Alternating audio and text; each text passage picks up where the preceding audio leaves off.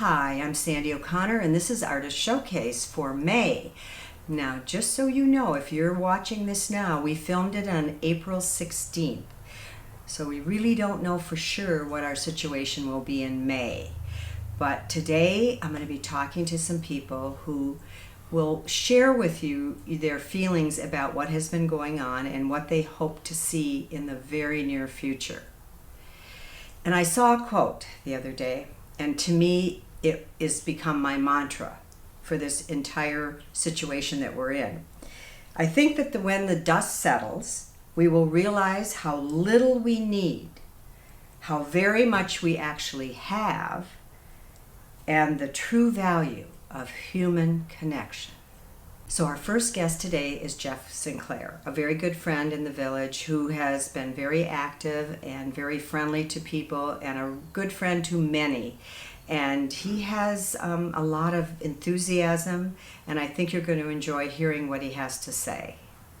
Jeff, I want to ask you this question. What do you think are the keys to living long and prospering here in Laguna Woods? Wow, that's a great question. Obvious answers are, exercise, good diet, things of that nature. But for me, the thing that motivates me to want to live longer is, and I don't know why at 63 this is important to me, but it is, it's my thirst of knowledge. I find myself just really fascinated about the wonderful things that the world has, in it. The fact that history, I never cared about history before growing up. We should actually do high school when we're in our 50s and 60s, because that's when I at least really want to learn about stuff. So I'm constantly on YouTube, on the internet, looking at various different things having to do with, the planet and the people that, how nations got created and things of that nature, and the good versus evil kind of thing. There's a lot of great out there. There's a lot of evil out there. So the cool thing about the stuff that I'm discovering now is that I think good's going to outweigh and beat evil. Ultimately here in our lifetimes, in fact. I think the world's going to be a much better place to live in than it ever has been throughout our most recent history. That thirst of knowledge is what keeps me wanting to live longer. And then I want to be somebody that has a reason to be remembered. So whether that is through acting or through inspiring people or through motivating people or being the life of the party or whatever, I want it to be a good reason to be remembered. And so that's kind of what motivates me to stick around as long as I possibly can.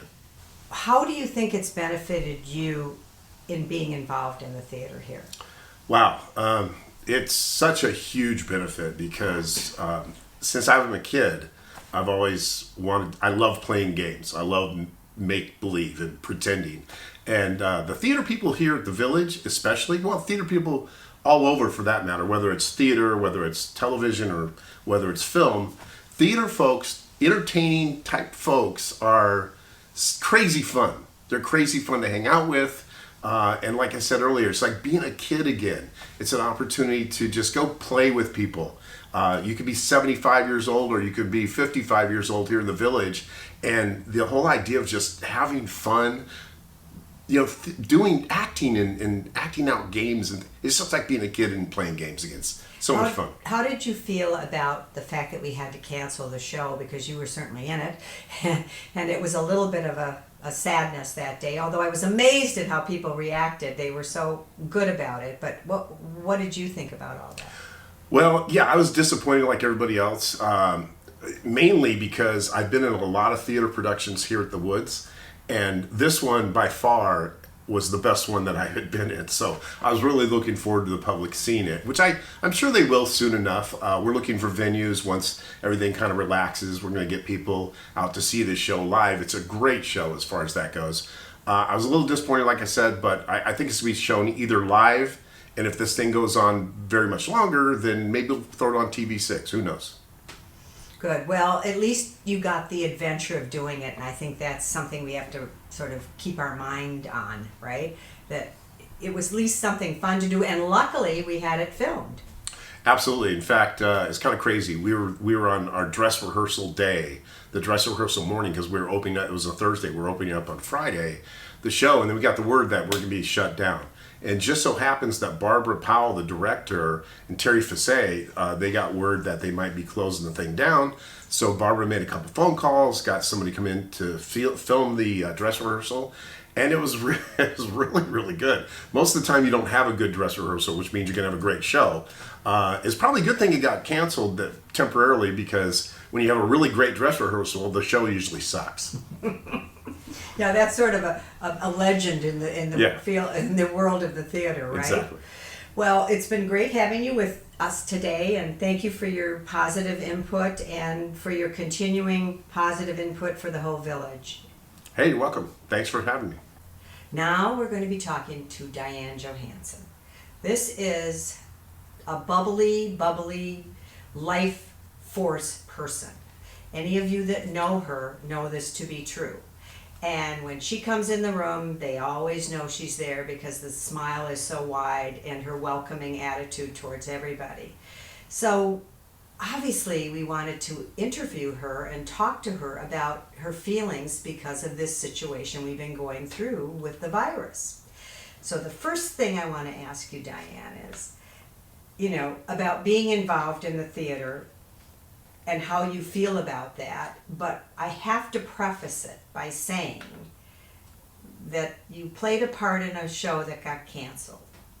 It was your very first role. You didn't even want to do it. How did you feel doing it, and then the fact that it was canceled? I felt terrible when it was canceled because of the fact that we worked so hard and we rehearsed such a long time. And so finally I felt really great about doing it. And then it was canceled the day before we were going on. So that was not very exciting. But I never have been in the theater before, never had even thought about going into the theater, but moving to Laguna Woods, there's so many nice people. And people kept saying, you ought to try out for the theater, go to the theater guild, try out for a part. So I tried out for a couple, and I had a couple of walk-in parts, and that was fun because I didn't have to say anything. And then after that, they kept after me to try out for a talking part. So I did, and I got in the play that we're doing. And I think that what keeps you young and fun and exciting is that there were 80 and 90-year-olds that were there, that were dancing, singing, acting, memorizing lines. It made me feel young. And they were so wonderful. And a lot of times when you're playing a part, you're playing a younger person. That made me feel young. So the whole idea of everyone and the encouragement that I got from all of the Theater Guild people, and we became one big family. Rehearsals became fun. And you'd go to rehearsal, you'd meet the people, you'd talk, they'd help you with your lines. And I all of a sudden loved what I was doing. And I had a part of Lola the Ditzy Blonde, which I think probably was, typecast rather well. And so anyway, since it was canceled, well, that was a shame, but maybe we'll find another time to, put it on with the Laguna Woods people, and I hope so, because it was a very good show. It was, and one of the first gigs you had, as we referred to it in the biz, was you did a couple fun things at the Theater Guild meeting, but then you got involved with Chasing Dreams, and there was a group of you ladies called the Entourage That's ladies. Right. That's right. And tell us about the part you played and how you felt about doing it. Well, at first they told me I should be Kim Novak, and I thought, okay, well, that'll be fine. There was a Marilyn Monroe, there was a Betty Boop, there was Cher, and myself as Marilyn, as Kim Novak. And it was fun because we dressed all up, wore wigs, dressed up in fancy clothes, and we walked around the lobby, and we went to Restaurant 19 and to other places and advertised what we were going to be doing. So we advertised the play, and it was a blast. It was fun dressing all up and being someone else.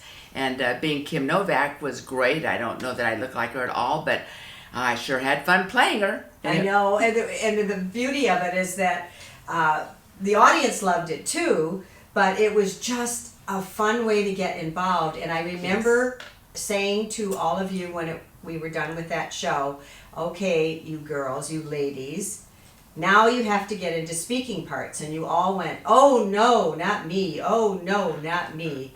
Yes. But you did. I wouldn't have done it without people like you and a couple of others that just kept calling and saying, you must get out and try out for a part. You need to do that. You just need to do it, Diane. And I'm so thankful that you did, because of the fact that I'm enjoying myself so much.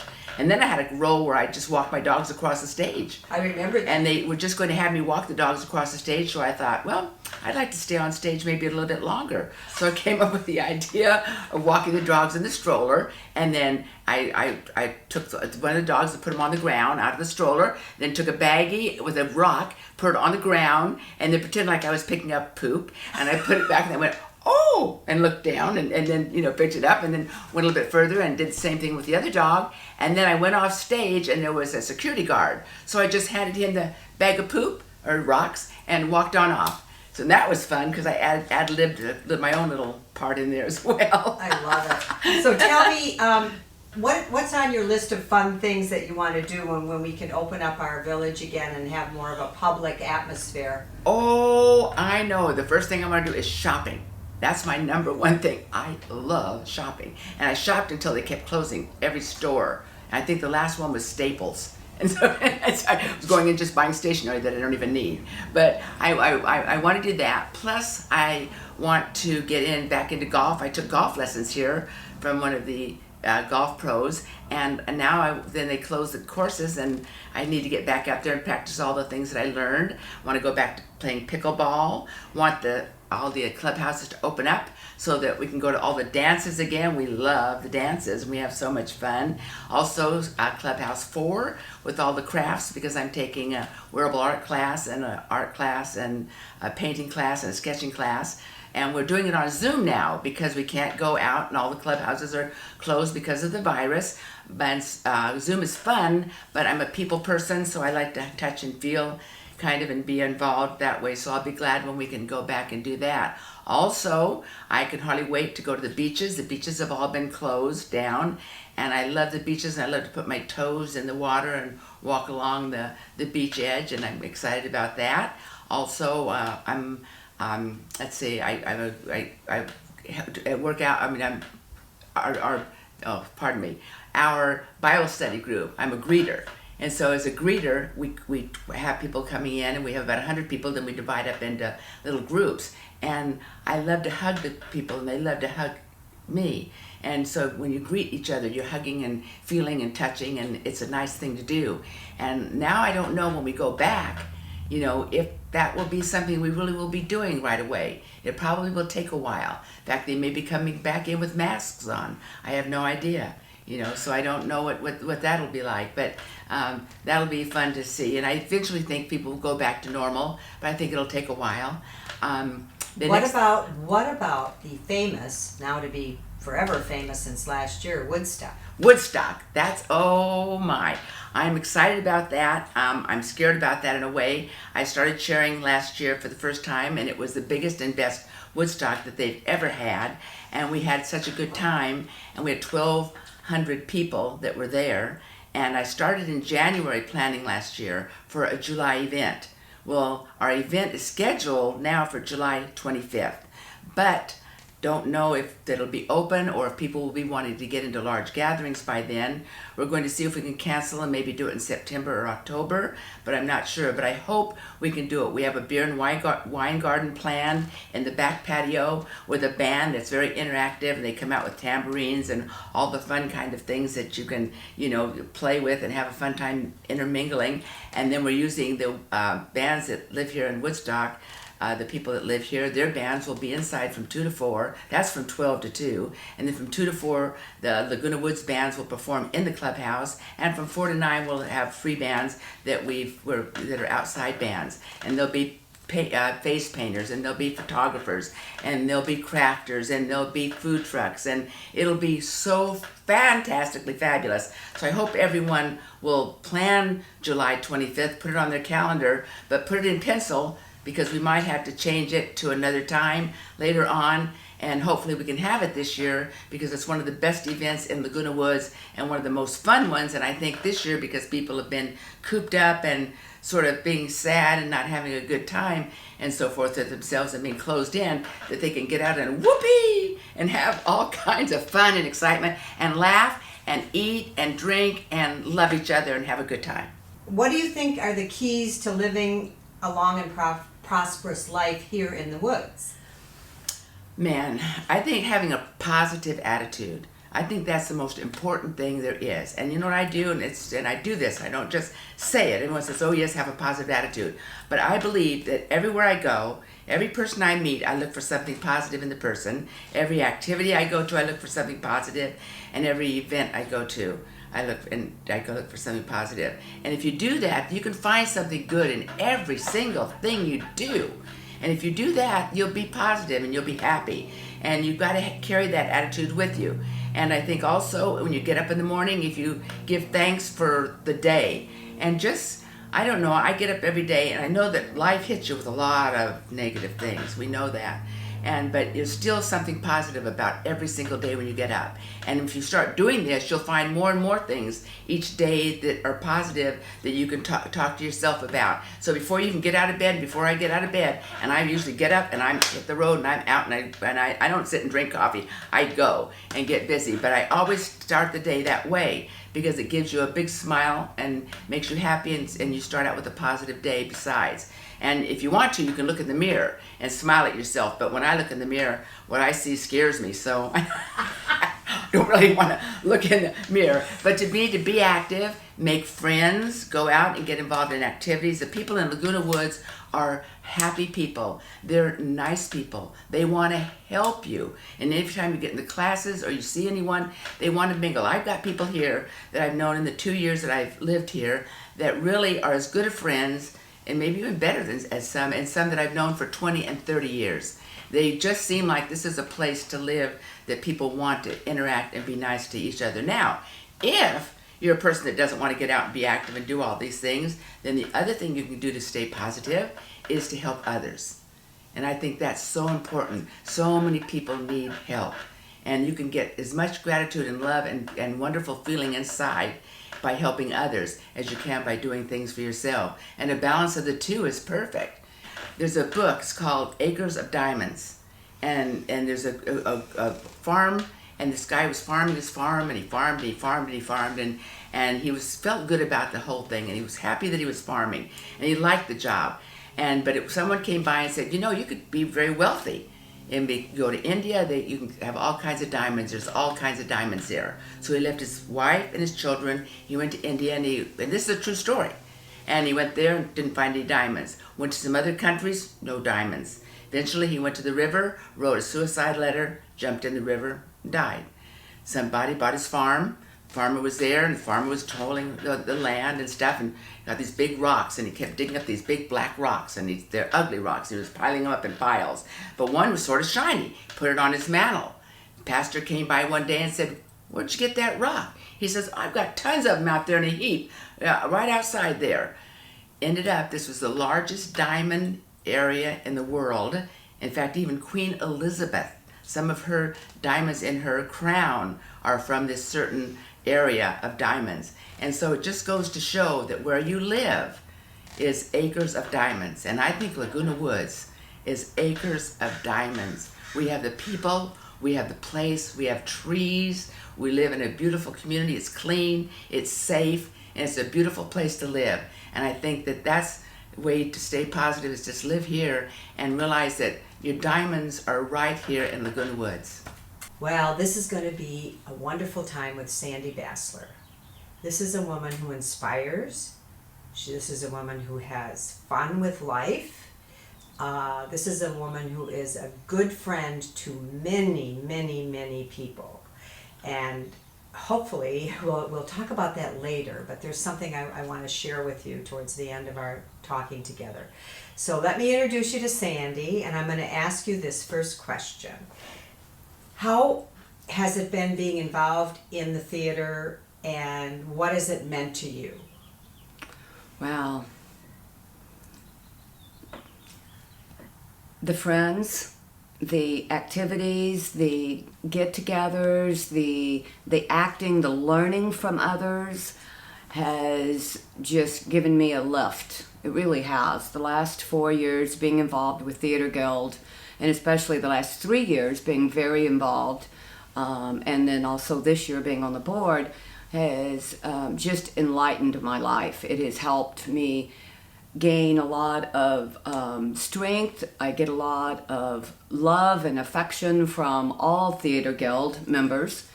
Very close-knit family, as I would say. Very willing to help in any way they can, professionally in the theater world or personally. So a great group of people, very energetic, very talented. Oh my gosh, the talent in Theater Guild is just unbelievable. I mean, some of these people bring me to tears when I see them on stage, when I'm doing their makeup for Theater Guild. It just makes your heart pop. Tell me how you felt when you got called in 24 hours before the show opened to play a part in Chasing Dreams. It was a challenge. In the middle of chemotherapy, the memory is not so well. So taking on that part and having 24 hours to get your lines right. Didn't get them quite right the first night, but nobody knows because I haven't read the script. And just, I love improv, so I just improv'd it and with Mark, and we just did it, and it turned out really great. And I was very sad that the lady that had hurt herself and wasn't able to do the part, and I was able to step in, and I was very blessed to be able to do that, and it was very fun. I know. Very fun. We all got a kick out of it too. And we were amazed at how quickly you were able to do it. So it was super good. Talking about fun things to come, what are the things you're most looking forward to when we are sort of allowed to get more interactive with our friends, family, and all of the people here? Well, if people that know me that are watching today know that I am a huge, huge hugger. I thrive on hugs, physical touch. That's one of my hardest things I've been through, is not having that physical touch. I'm married and have a husband, and think I'm driving him crazy with all the hugs. But I really miss the interaction, the touching, and the holding of other people. It's very healthy for me. That's one of the things I'm really looking for when this is over with, is to have a hug fest and get as many people together, and we all just hug and big bear hugs. I just can't wait. How about you're very good at exercising. You do that pretty religiously, so you've had to pull back on that, right? I have pulled back on that. Wish I hadn't. I can feel my body starting to break down a little bit. It does after about 2 to 3 months. The cancer slowed me down quite a bit. I picked up some back up, but now with the virus and being isolated a little bit, it's hard. It's hard to get motivated to do things. I have a lot of good friends, and we're doing things together on the phone. We're doing things on FaceTime to try to keep ourselves active and that type Normally of thing. you would be taking yoga classes. Yoga and aerobic dance. I also teach when Emeritus isn't teaching. I'll go in and get some girls together and rent a little room, and we all go in with our mats, and we listen to great 70s music and just laugh and get on the floor and dance and exercise, and it's a lot of fun. And since your favorite thing is not cooking, I bet you're going to be happy not to have to do that. Oh, I'm thrilled. I'm just thrilled. I can't wait for this to be over. I've saved a lot of money by cooking, but boy, I don't like the kitchen. No, I would much rather be doing anything else than anything in the kitchen. What about dancing? Dances. Dances, I tell you, I used to turn the music on, put my headphones on, and as my husband is home working, and I'm in the back of the house, and I put my headphones on and do my own little dance, and he comes back to say, there's a lot of noise back here from my feet, so I used to try to do it barefooted so I don't make too much noise and certainly disturb the people under me. Okay, how about the dances that we have every month and sometimes every week? Yeah, I miss it a lot. I miss the camaraderie with the people, seeing my friends, meeting new friends, certainly meeting new friends coming into the village, new residents. It's one of my big things. I love to meet new residents and take them around the village and show them everything. I've taken a good dozen people in my golf cart and showed them all the clubhouses and give them the rules and here's what you can do and you can't do, and show them all the fun things in the village you can do. How did you make that connection with these new people? Through the clubs, through Theater Guild and the baby boomers. Oh, okay. So that's good, because I know baby boomers was big that way. And then what do you think are the keys to living long and having a prosperous life here? Because you had some real challenges with your cancer, but your constitution and your attitude have been so huge. Yeah, I know. It's really different.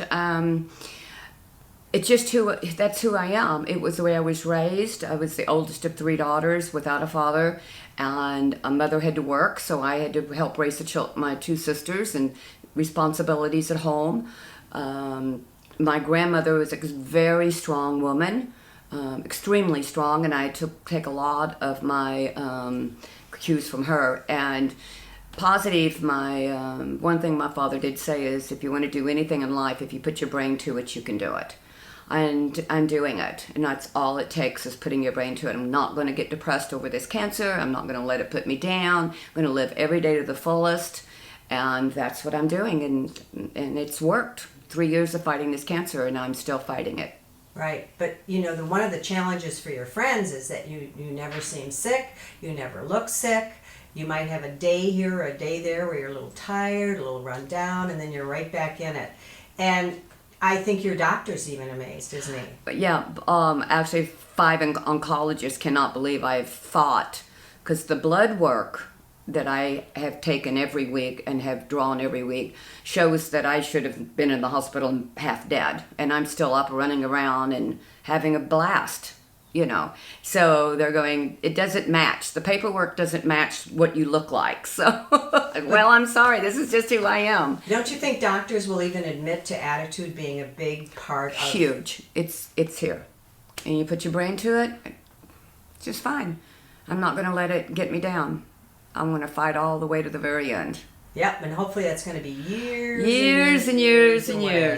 away. This is the most wonderful place to live in the village, I tell you. And I thank God every day for putting me here in this village. I think it was a blessing, and I have increased my friends by hundreds, and close friends by, just unbelievable. And that means so much to me, and I think I've grown a lot as a person by living here, because every day there's something new to do here, and new people to meet every single day, and to encourage and to help them along in any way they can, and inspire them and get them excited about life again.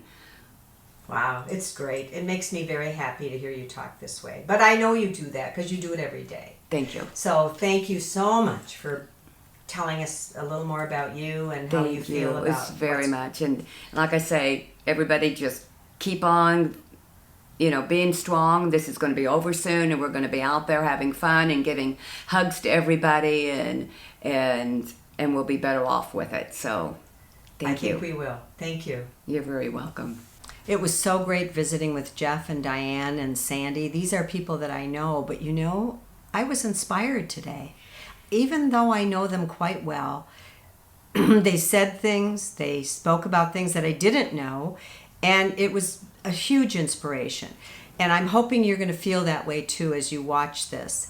And when you are in the village and you see these 3 people, which you probably will because they're everywhere, be sure you go up to them and say hi, and I guarantee you they'll help make your day.